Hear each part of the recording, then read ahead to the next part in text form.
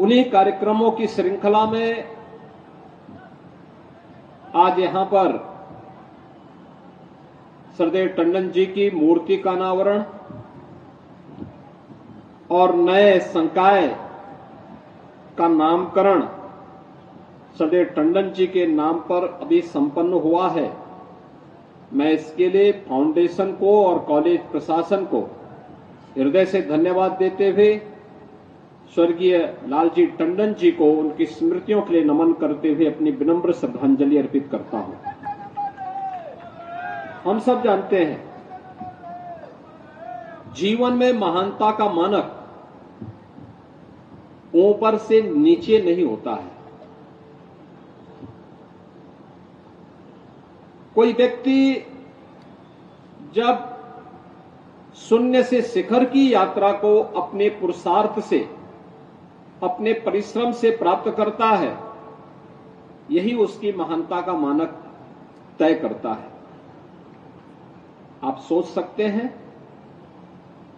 लखनऊ नगरपालिका और नगर निगम के पार्षद के रूप में जो यात्रा उन्होंने प्रारंभ की,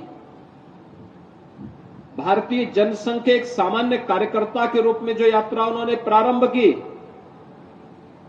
एक विधायक के रूप में, एक मंत्री के रूप में, लखनऊ के लोकप्रिय सांसद के रूप में, सरदेव अटल जी की विकास की लाइन को आगे बढ़ाते हुए वे अनवरत शून्य से शिखर की यात्रा को आगे बढ़ाते रहे। और राज्यपाल के रूप में भी जब लखनऊ से उन्हें पटना जाना पड़ा तो मुझे एक बार राम जानकी विवाह के अवसर पर जनकपुर जाना पड़ा था। तो जनकपुर से मैं रात्रि के लिए पटना ही आया था और उस दौरान राजभवन में उनकी आत्मीयता को लखनऊ में तो हमने महसूस किया ही था, लेकिन जब राजभवन पटना में थे उस दौरान भी उनकी आत्मीयता वहां देखते हुए बन रही थी। और मैं देख रहा था लखनऊ के कई लोग वहां पर राजभवन में मुझे मिले। तो मैंने टंडन जी से यही कहा था, मैंने कहा भाई आप तो राज्यपाल बिहार के हैं, लेकिन पूरा राजभवन लखनऊ के कार्यकर्ताओं से भरा पड़ा है।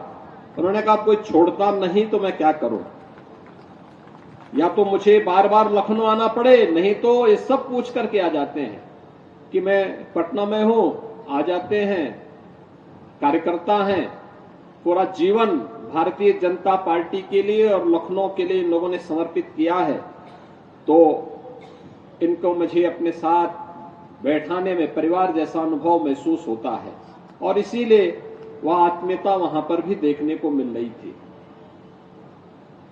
पटना के बाद वे भोपाल गए। भोपाल में भी उनके मन में वही आत्मीयता थी। जो भी कार्य जब भी टंडन जी को दिया गया, उन्होंने पीछे मुड़ करके नहीं देखा। श्री राम जन्मभूमि आंदोलन के दौरान प्रदेश सरकार के मंत्री के रूप में अयोध्या के मामलों के प्रभारी मंत्री भी टंडन जी ही थे। और आंदोलन का क्रम किस रूप में उग्र था, आप अनुमान कर सकते हैं।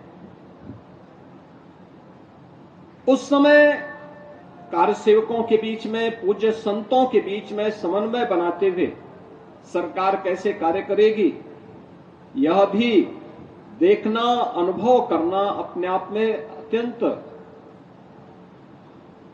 ही एक नए अनुभव का सृजन करता है।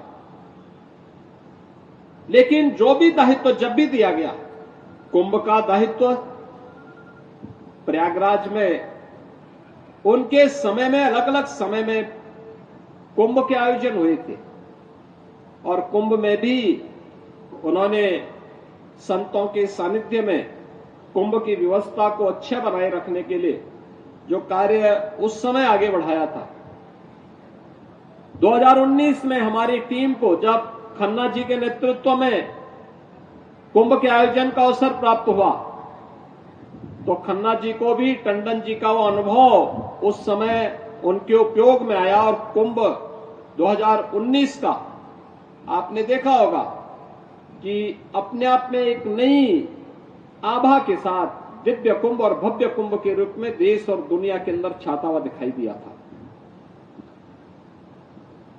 आज जब हम श्रद्धेय टंडन जी का स्मरण कर रहे हैं, इस कालीचरण महाविद्यालय के साथ में उनका एक लंबा जुड़ाव रहा है। इस संस्थान का अपना 118 वर्षों का इतिहास है। याद करिए 1905 देश की आजादी का वह समय, जब अंग्रेजों की कुटिलता के कारण इस देश के विभाजन की नींव रखी थी बंग भंग के माध्यम से, और आंदोलन चला था उस समय देश के अंदर। तिलक जी के नेतृत्व में देश आंदोलित था। बाद में तिलक जी ने इस देश को इसी लखनऊ में 1916 में एक आह्वान दिया था, एक स्लोगन दिया था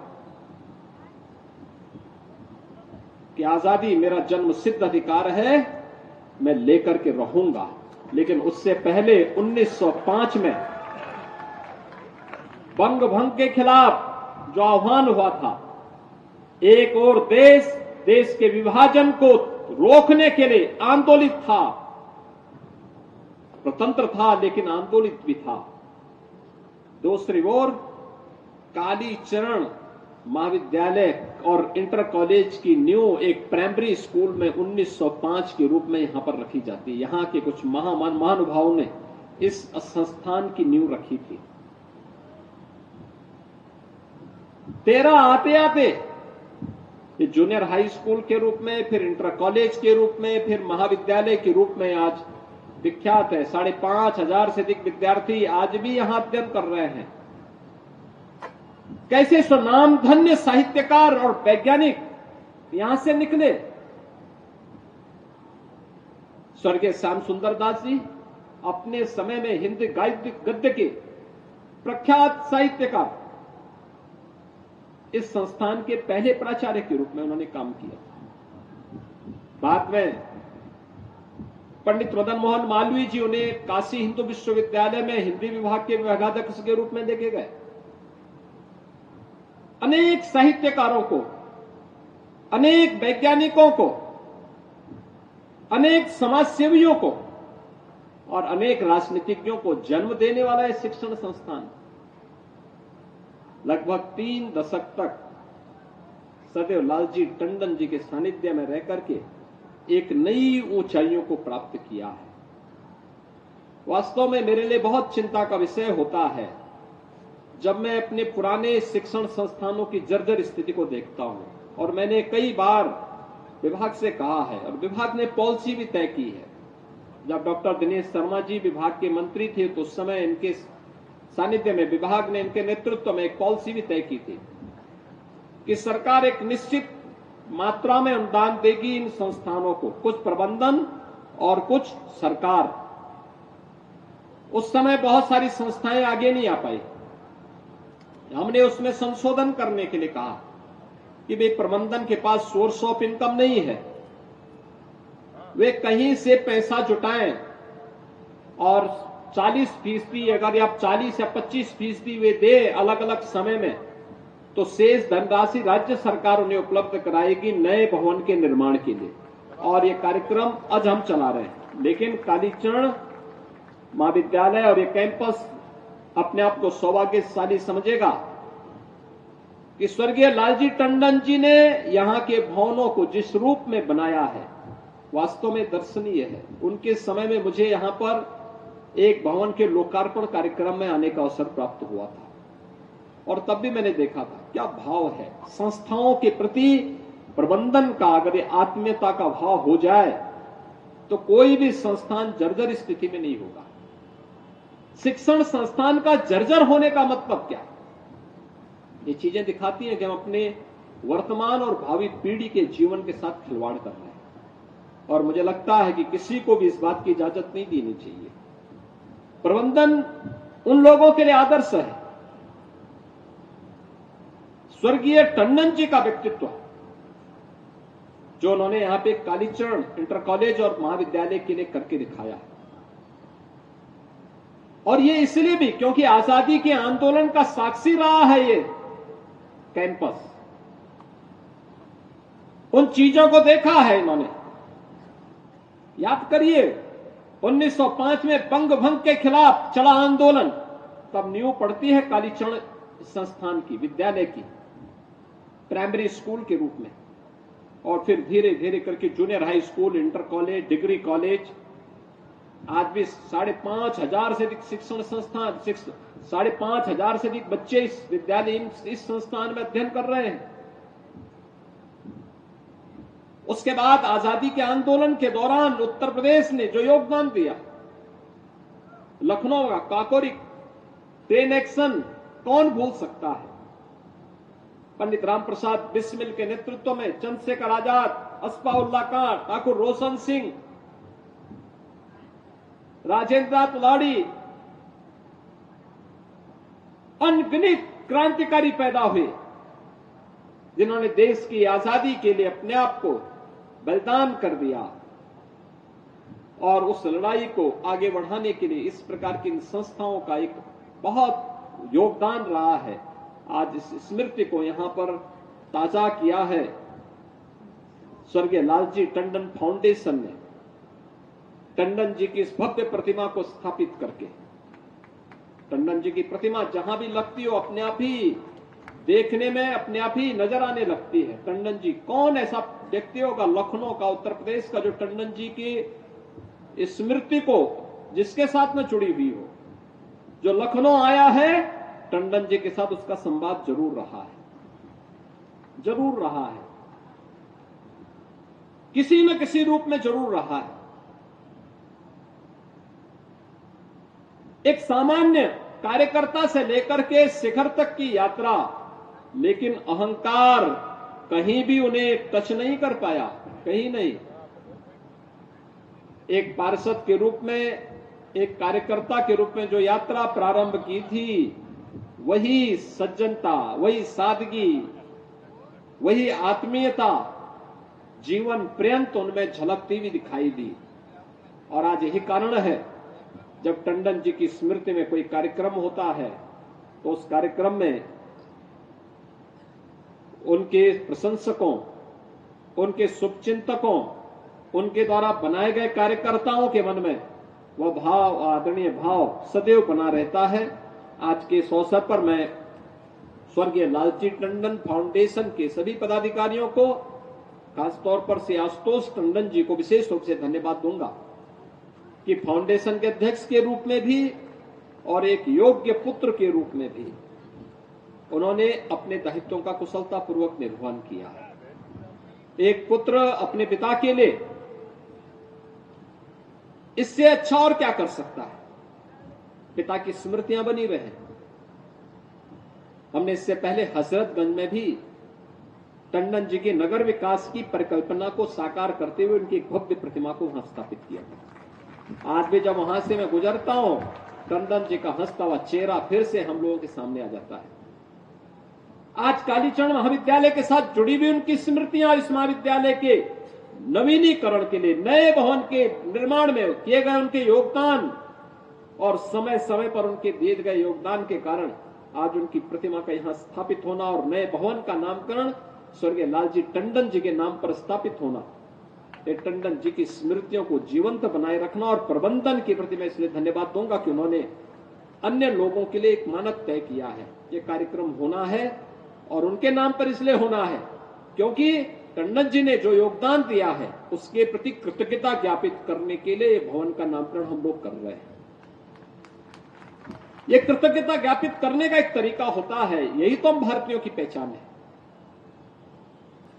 कि अगर किसी ने कुछ किया है, कोई उपकार किया है, उसके प्रति कृतज्ञता ज्ञापित कर सके, और वह केवल एक औपचारिकता के लिए नहीं बल्कि मूर्त रूप से उसे स्थापित करने के लिए। मूर्ति उस मूर्तता का प्रमाण है, भवन का नामकरण उस मूर्तता का प्रमाण है। आज के इस अवसर पर मैं आप सबको इस बात के लिए आश्वस्त करता हूं और प्रबंधन से इस बारे में कहूंगा, जर्जर भवन है, आप एक बार फिर से उत्तर प्रदेश शासन की पॉलिसी का पार्ट बनिए। शेष भवन के निर्माण में राज्य सरकार भी सहयोग कर देगी, क्योंकि राज्य सरकार की पॉलिसी है। हमने इसके लिए पैसा पहले भी रखा था, 100 करोड़ रुपए इसके लिए स्पेशल रखा था, क्योंकि ये भवन अनगिनत महापुरुषों को जन्म दी है। जितने भी हमारे पुराने 100 साल, नहीं 100 साल, 118 वर्ष पुराना इसका इतिहास है। हमने तो तय कर रखा है कि 50 साल पुराने जो भी भवन होंगे, उन शैक्षणिक भवनों के लिए, चाहे वह गवर्नमेंट के होंगे या सरकार के द्वारा अनुदानित होंगे, उन सब के लिए सरकार सहयोग करेगी। और उसमें सरकार अपना सहयोग दे रही है। अपना प्रस्ताव समय पर आप देंगे तो निश्चित ही इन भवनों के लिए सरकार से अनुदान मिलेगा, जनप्रतिनिधियों का सहयोग उसमें प्राप्त होगा और नवीन भवन में बच्चों को हम राष्ट्रीय शिक्षा नीति के साथ जोड़ करके अगर कार्यक्रम को आगे बढ़ाने में मदद मिलेगी तो बच्चों के मन में भी एक भाव पैदा होगा, तरोताजा होगा, एक जीवंतता रहेगी। अन्यथा जर्जर भवन के साथ बिठाना इन बच्चों के भविष्य के साथ खिलवाड़ करने जैसा होगा। और इस दिशा में कालीचरण महाविद्यालय, इंटर कॉलेज और एक कैंपस सौभाग्यशाली है कि इनके भवन सभी नवीनीकरण को प्राप्त कर चुके हैं और भी अन्य सहयोग की आवश्यकता होगी तो राज्य सरकार इसमें, राज्य सरकार की पॉलिसी के तहत अगर आप आगे आएंगे तो निश्चित ही इसमें सहयोग प्राप्त होगा। मैं एक बार फिर से आज के इस अवसर पर, जब उत्तर प्रदेश की माध्यमिक शिक्षा और उच्च शिक्षा या बेसिक शिक्षा में आमूलचूल परिवर्तन हुआ है, उस आमूलचूल परिवर्तन का माध्यम, समाज में परिवर्तन का माध्यम शिक्षा ही बन सकती है। शिक्षा के क्षेत्र में जितना हम करेंगे, जितना योगदान देंगे, उतना ही परिवर्तन जीवन के प्रत्येक क्षेत्र में आता हुआ दिखाई देगा। आज उत्तर प्रदेश में जो परिवर्तन आया है, इसमें शिक्षा इसका मूल है।